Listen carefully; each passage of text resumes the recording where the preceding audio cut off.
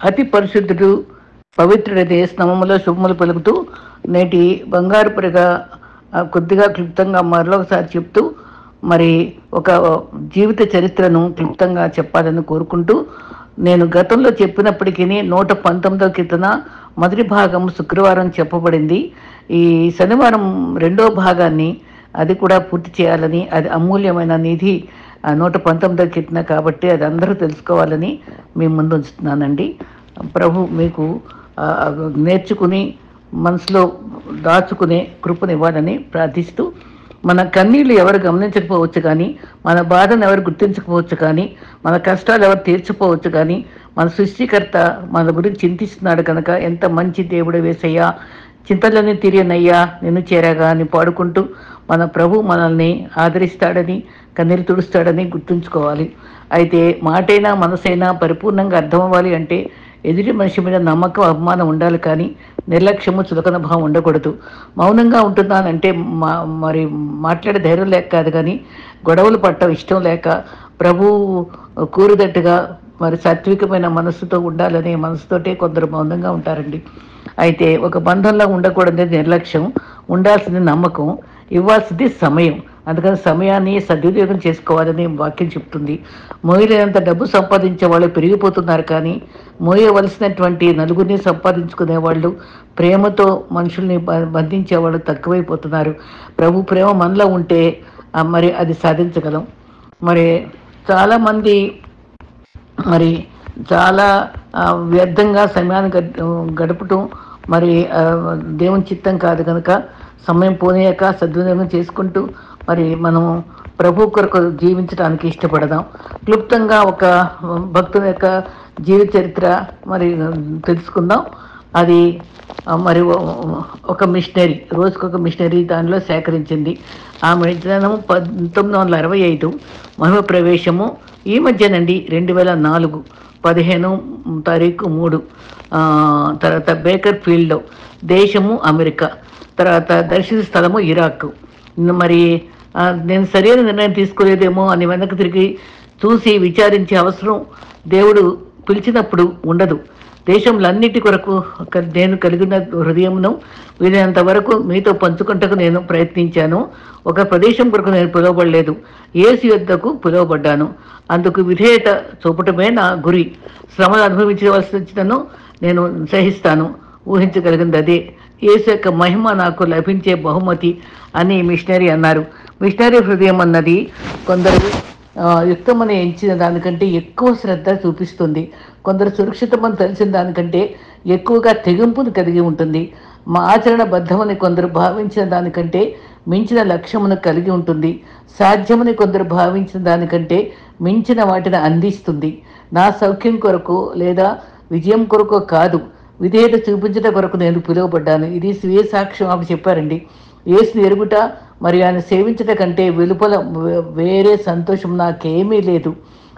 మరి ఇది ఇరాక్ తన మిషనరీ యాత్రను ప్రారంభించే ముందు మరి కెరిన్ బాట్సన్ అనే ఆవిడ, ఈవిడ పేరు ఈ యొక్క మరి విశ్వాసి పేరు కెరిన్ బాట్సన్. ఆమె మరి పాద్రి గారు లేఖలో ఈ మాటల్ని ఎత్తిపెట్టి చెప్పారనమాట. క్రైస్తవ కుటుంబంలో జన్మించిన కెరిన్ తన వ్యక్తిగత జీవితంలో తీవ్రమైన సంక్షోభమైన పరిస్థితుల గుండా వెళ్తున్నప్పుడు క్రీస్తు రక్షకునిగా అంగీకరించారు. చర్చిలో ఆమె యవనస్తులకు మరియు పిల్లలకు బైబిలు అధ్యయన సంగతులు నిర్వహించేవారు. అవకాశం వచ్చినప్పుడు ఆమె ఎల్ సాల్వడార్, మెక్సికో, మాసిడోనియా మరియు మరే ప్రాంతాలు చిన్ని సువార్త ప్రచార కూడికల్లో పాల్గొనడానికి ప్రారంభించారు. అటు పిమ్మట ఆమె హృదయం దేవుని పరిచయం చేయడానికి మరి ఎక్కువగా వాంఛించడం ప్రారంభించిన తర్వాత తత్ఫలితంగా ఆమె జైలు అధికారిగా మంచి జీతం వచ్చే తన ఉద్యోగం విడిచిపెట్టి ఇంటర్నేషనల్ మిషన్ బోర్డులో మరి IMI అంతర్జాతీయ మిషన్ బోర్డులో చేరిపోయారు. ఇరాక్ యొక్క ఉగ్రవాదులతో అమెరికా యుద్ధం చేస్తున్న సమయంలో 2003 సంవత్సరంలో కెరిన్ తన ఇంటిని మరియు ప్రాపంచిక ఆస్తి అంతటిని కూడా విక్రయించి ఇరాక్లో మోసుకొని చేరుకున్నారు. అయితే అక్కడ యుద్ధ ప్రాంతంలో మానవతా సహాయం అందించడం ప్రారంభించడం వల్ల క్రీస్తు ప్రేమను బోధించటకు అవకాశం కలిగి ఉపయోగించుకున్నారు. యుద్ధ కారణంగా మూసివేయబడిన పాఠశాలను ఆమె పునరుద్ధీకరించి ప్రారంభించి మరి అనధికారంగానే పిల్లలకు బోధించడం ప్రారంభించారు. నిరంతరము తీవ్రవాదుల నుండి ప్రాణాపాయంలో పొంచి ఉన్నప్పటికీ మరి ఆవిడ ఎల్లప్పుడూ కూడా ఉల్లాసంగా మరి ఆమె హాస్యభావంతో మరియు కనికరం నిండుకున్నదై సేవ చేసేవారు. మరి ఇరాక్లోని క్రైస్తవులు ఆమెను బైబిల్ గ్రంథంలోని పేర్కొనబడిన మరి తబిత అని ఆవిడ పోల్చి వారిని అభినందించేవారట. 2007 సంవత్సరము మార్చి 15వ తేదీన కెరీర్ను మానవతా సహాయం అందించటకై మరో 3 మిషనరీలతో సహా వారి కలిసి వెళుతున్నారు. మార్గం మధ్యలో తుపాకులు ధరించుకున్న కొంతమంది ఆమెను ప్రయాణిస్తున్న వాహనంపై మెరుపు దాడి చేసి కాల్పులు జరుపుగా కరేన్ మరియు ఆమెతో పాటు ఉన్న మిషనరీ అందరూ కూడా తమ ప్రాణాలు కోల్పోయారు. అయ్యో, మరి మరి మరి నిజంగా ప్రభు కొరకు ఇటీవలండి 2000లో జరిగింది ఇది. మరి ఇంత చక్కని త్యాగం చేసి, డబ్బు త్యాగం చేసి ప్రభు కొరకు ఇతరులకు చెప్పాలని తపనతో బయలుదేరిన మిషనరీ మరి హతసాక్షి అయిపోయారండి. ఇటువంటి జీవితాలు మనకు నిజంగానే ప్రభు కొరకు వీళ్ళు ఎంతో చేశారు. మరి నేను ఇంత చేశాను, ఇంత సిలువ మోసాను, మీకోసం ఇంత త్యాగం చేశాను, నా ప్రభావితంగా ఎంతోమంది మరి విశ్వాసులు నా కొరకు మరణించారు, నా శిష్యులు కూడా మరణించారు, మీరు నా కోసం ఏం చేస్తారని ప్రశ్నిస్తే మనం ఏం జవాబు ఇవ్వగలమండి? కొంతైనా ప్రార్థించడానికి, మరి సేవ చేయడానికి, లేక ద్రవ్య సహాయం కానీ, ప్రార్థన సహాయం కానీ, విజ్ఞాపన అనుభవం కానీ మనం చేయడానికి సిద్ధపడదామండి. అట్టి కృప మనకు ప్రభు అనుగ్రహించగాక. ఆమేన్.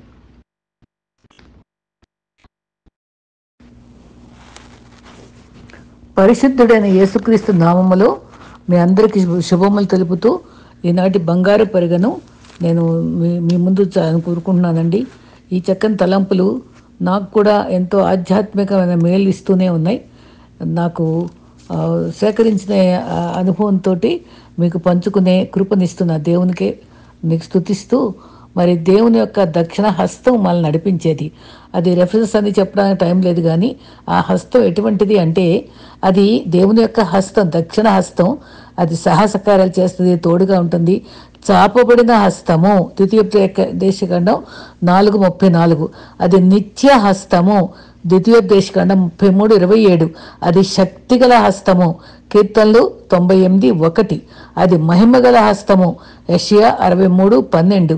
అది విమోచించు హస్తము, నిర్గమ 6:6. అది రక్షించు హస్తము, కీర్తనలు 44:3. అది జయమిచ్చు హస్తము, కీర్తనలు 98:1.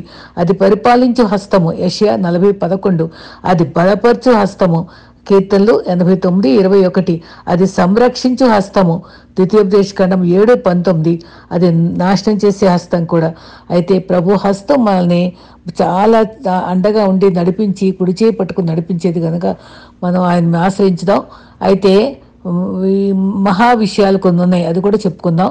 నష్టాల్లో మహా నష్టం ప్రాణం పోగొట్టుకోవడం, లాభాలలో మహాలాభం క్రీస్తు మనకి రక్షకుడుగా లభించటం, లక్ష్యాలలో మహాలక్ష్యం దేవుని మహిమార్థమే జీవించటం, సేవల్లో మహాసేవ దేవునికై ఆత్మను సంపాదించటం, ఆనందాల్లో మహానందం నిజమైన రక్షణానందం, అపరాధాల్లో మహా అపరాధము రక్షణను నిర్లక్ష్యం చేయడం, పాపాల్లో మహాపాపం క్రీస్తు రక్షకుడిని విస్మరించటం, ప్రమాదాల్లో మహాప్రమాదం పాపంతో చెలగాటాడటం, వంచనలో మహావంచన వేషధారణ అనే వంచన, వరాల్లో మహావరము పరిశుద్ధాత్మ వరము, యాగాలలో మహాయాగము స్వచ్ఛంద సజీవ యాగంగా సమర్పించుకోవడమే, యోగాలలో మహాయోగం శిలువ యోగం, విందుల్లో మహావిందు గొర్రెపిల్ల పెండ్లి విందు, నిరీక్షణలో మహానిరీక్షణ మనం అందరూ ఎదురు చూచే రెండవ రాకడ.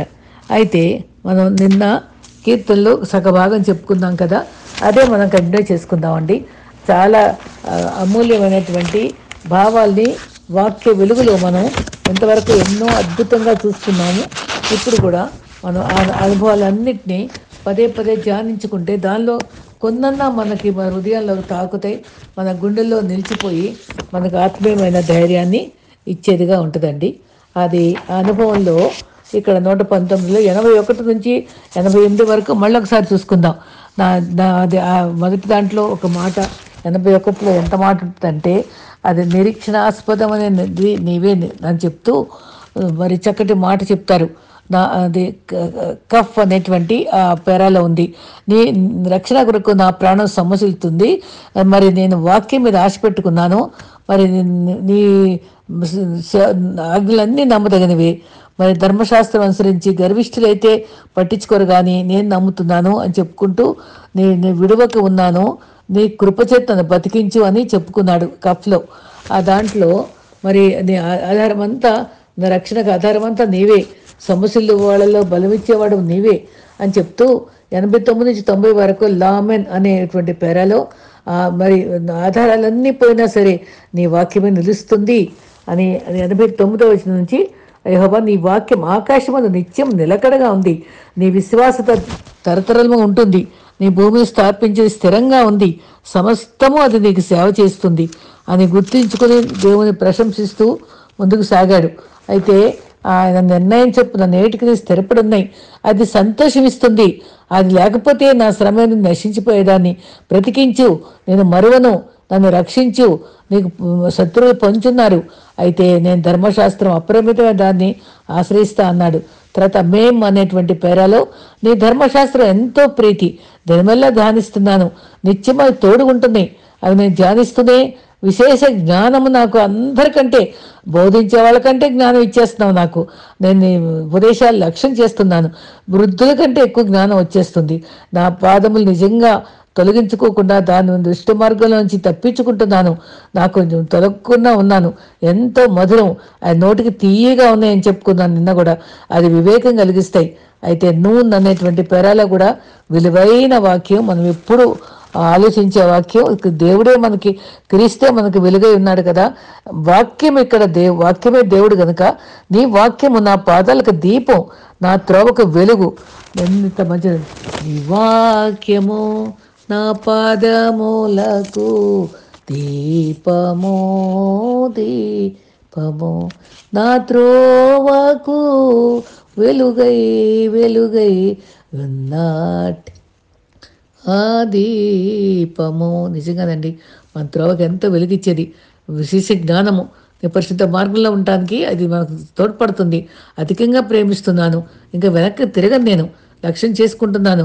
నీ వ్యసనాలతో విసిగిపోయినప్పుడు నువ్వు అది నన్ను భద్రపరుస్తుంది. నేను ఎంతో దేనికంటే ఎంతో మధురమైనటువంటి ఆ వాక్యంతో నేను నిలబడుతున్నానని కూడా చెప్పుకుంటున్నాడు.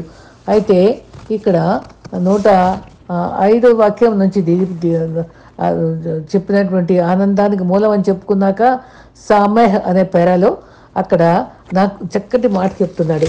నాకు దాగు చోటు నీవే. 113 నుంచి ఉంది అక్కడ. అక్కడ ఏముందంటే, నాకు దాగు చోటు ఎంతో విలువైనటువంటి అనుభవంలో మరి ఇక్కడ అంటే నువ్వు హిడెన్ ప్లేస్, దాగు చోటు నీవే, నీకు అంటే దాగు బండ నీవే, నీ దగ్గర నేను దాక్కుంటానని చెప్తూ ఆశ పెట్టుకున్నాను, నువ్వు వాక్యంతో నన్ను బతికించు అని చెప్తూ 110లో కూడా చాలా మంచి మాట చెప్తాడు.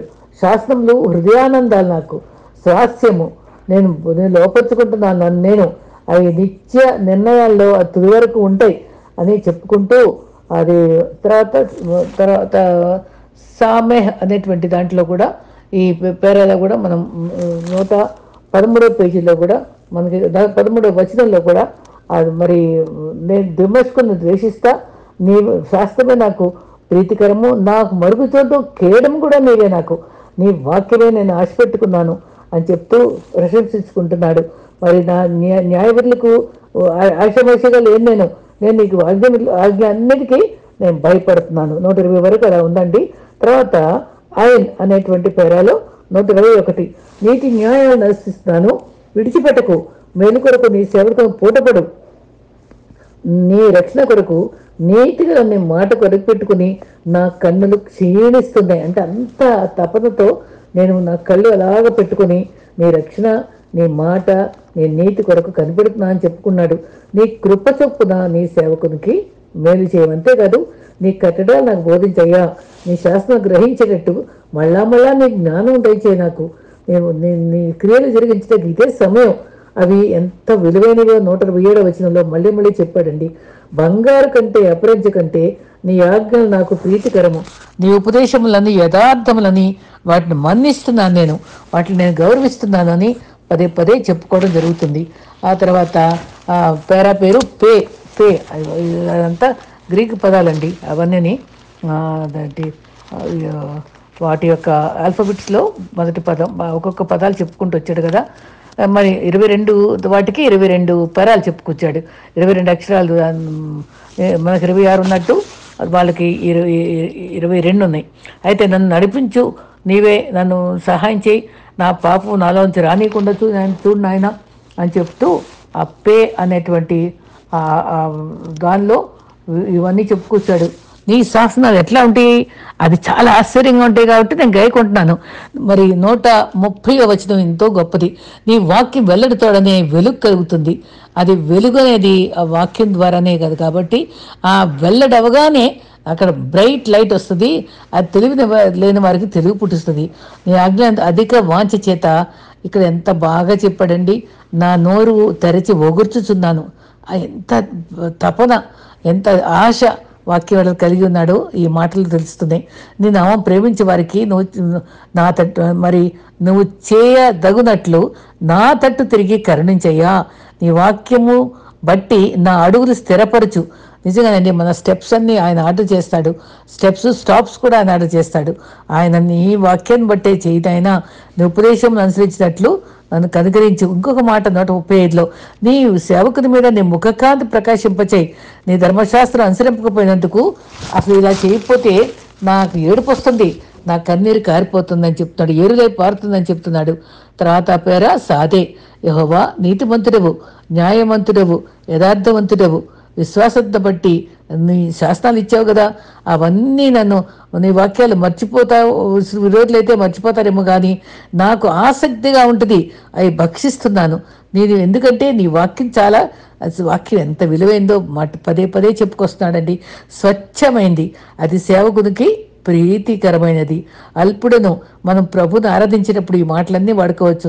నీ వాక్యం ఎటువంటిది? స్వచ్ఛమైనది ప్రభువా, అది జుండితేని దారాల కంటే మధురమైనది ప్రభువా, నీ వాక్యము నిత్యమైనది ప్రభువా. ఇవన్నీ మనం చెప్పుకుందామండి.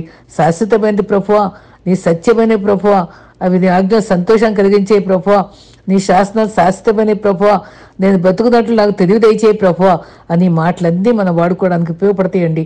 తర్వాత ఖోఫ్ అనేటువంటి పేర, అది 145 నుంచి హృదయాన్పూర్వకంగా మొరపెడుతున్నాను, నాకు మొర్రపెడుతున్నాను, నేను నడుచుకున్నట్లు నన్ను రక్షించు. తెల్లవారి రాత్రి ఎప్పుడు అయిపోద్దా, తెల్లవారు ఎప్పుడు వద్దా, నీ వాక్యం ఎప్పుడు ధ్యానిద్దామని నీ మాటల మీద ఆశ పెట్టుకుని ఉన్నాను. ధ్యానించడానికి వేచి ఉన్నాను.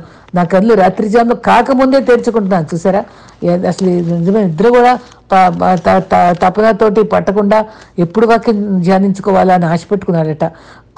మళ్ళీ మళ్ళీ వస్తుంది మాట 149లో. నీ కృపను బట్టి, గతంలో మనం ఏం చెప్పాం, కృపను బట్టి ఆదుకోదేవా, కృపను బట్టి ఆదరించుదేవా. ఇక్కడ నీ కృపను బట్టి నా మొర్ర ఆలకించుదేవా అంటున్నాను. కృప కృప కృప. అయితే ఆయన కృప మనకు అవసరం అండి.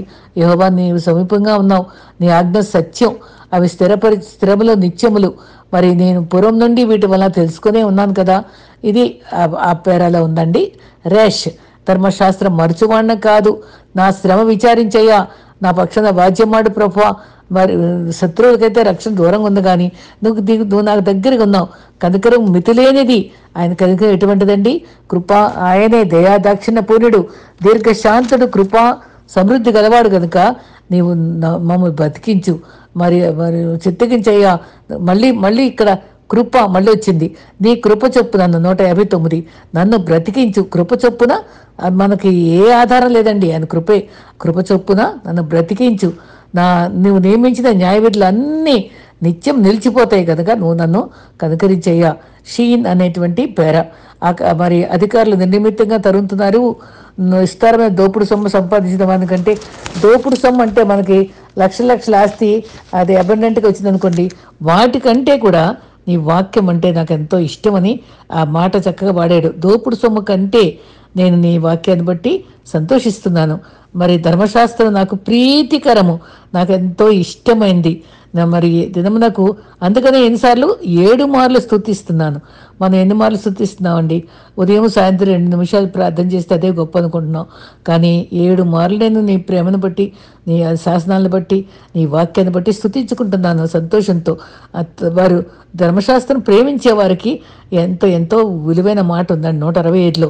ధర్మశాస్త్రం ప్రేమించే వారికి ఎంతో నెమ్మది ఉంది. అప్పుడు నిజమేనండి, మనం తొట్టిల్లడానికి ఏమీ కారణం లేదు. ఎందుకంటే మనం నిబ్బరంగా ఉంటాం ఆయనతో ఉంటే. అదే ఎంతో నెమ్మది ఉంది. వారు తొట్టిల్లటకు కారణం ఏమీ లేదు. ఎంత ధైర్యంగా చెప్పాడండి. వారికి ఎంతో ప్రేమించే వారికి ఎంతో నెమ్మది, తొట్టిల్లే ఛాన్స్ లేదు. యెహోవా నీ రక్షణ కొరకు నేను కనిపెడుతున్నాను అని చెప్తూ చివరగా వచ్చేసాము. నీ కట్టడలు నడుచుకుంటున్నాను, శాసనాలు బట్టి ప్రవర్తిస్తాను, అది ప్రీతికరము. పదే పదే చెప్పాడండి ఎంత స్వీట్గా ఉన్నాయని. నీ మార్గాలన్నీ నా ముందున్నాయి, ఉపదేశంలో శాస్త్రం నేను ఫాలో అవుతున్నానని ధైర్యంగా చెప్పుకున్నాడు. ఇక చివర దానిలో దీవెనలు తౌ అనేటువంటి చివర పేరాలో, యెహోవా నా మొర నీ సన్నిధికి వచ్చుగాక, నీ మాట చొప్పున నాకు ఏం కావాలి? నాకు ఈ బ్రతకటానికి వివేకం కావాలి. నా విన్నపాన్ని నీ చేర్చుకో, విడిపించు. నీ కట్టడలు బోధిస్తున్నావు కదా, నా పెదవులు నీ స్తోత్రము ఉచ్చరించాలి, పదే పదే నిన్ను ధ్యానించాలి. నీ ఆజ్ఞలన్నీ న్యాయాలు. వాక్యంలో నా నాలుక పాడుతూ ఉంటుంది. నా జీవ ఫలంతో నిన్ను స్తుతిస్తానని చెప్పుకుంటూ నా ఉపదేశాలు కోరుకుంటున్నాను. ఇంకా ఇప్పుడే చెప్పాను నేను, దేవుని హస్తము బంగారు పెరుగులో నీ చెయ్యి నాకు సహాయం చేయనుగాక. ఆయన హస్తం అంతా ఉండాలండి. అది మనం మరి ఎబ్బేసి ప్రార్థనలో కూడా అదే అన్నాడు కదా, నీ చెయ్యి నాకు తోడుగా ఉండని, నీ చేయితో నన్ను నడిపించు ప్రభువా, అంటే నిశ్చయంగా నీ చేయి నాకు తోడు ఉంచు, ఇమ్మానుయేలుగా నాతో ఉండన్నాడు. అదే మనం రోజు ప్రార్థించుకోవాలి. నన్ను బ్రతికించు, నేను స్తుతిస్తాను. లాస్ట్ వచనంలో, తప్పిపోయిన గొర్రెవలే నేను త్రోవ విడిచి తిరిగి తిని నీ సేవకుని వెతికి పట్టుకును. ఎందుకనగా నేను నీ ఆజ్ఞలను మరుచువాడిని కాదు, నేను నిర్లక్ష్యంగా ఉండేవాడిని కాదయ్యా. నీ వాక్యాన్ని నేను గౌరవిస్తా, నేను మన్నిస్తా, నిన్ను వెంబడిస్తా, నేను తప్పిస్తా. కాబట్టి నేను పడిపోయినా సరే నా చేయి పట్టుకుని నిలబెట్టు, నేను నమ్మకస్తున్నే, నువ్వు నన్ను నిలబెట్టుకో ప్రభువా అని ఎంతో దీనంగా చివర ముగించుకున్నాడండి. ఇంత గొప్ప కీర్తన 119వ కీర్తన ధ్యానించి ఇంత తరిచి ఎప్పుడు నేను చదవలేదండి, ఆలోచించలేదు. ఈ ధ్యానం ద్వారా ప్రభు మనకి ఇచ్చినటువంటి గొప్ప కృపను బట్టి దేవుని స్తుతిస్తూ మనం దేవునిలో లోతుగా మరి జీవిస్తూ ఆయన కొరకు మహిమార్థమే మరి మన సాక్ష్యార్థమే ఉన్నట్లుగా ప్రభు మనల్ని అధికంగా దీవించుగాక. ఆమేన్.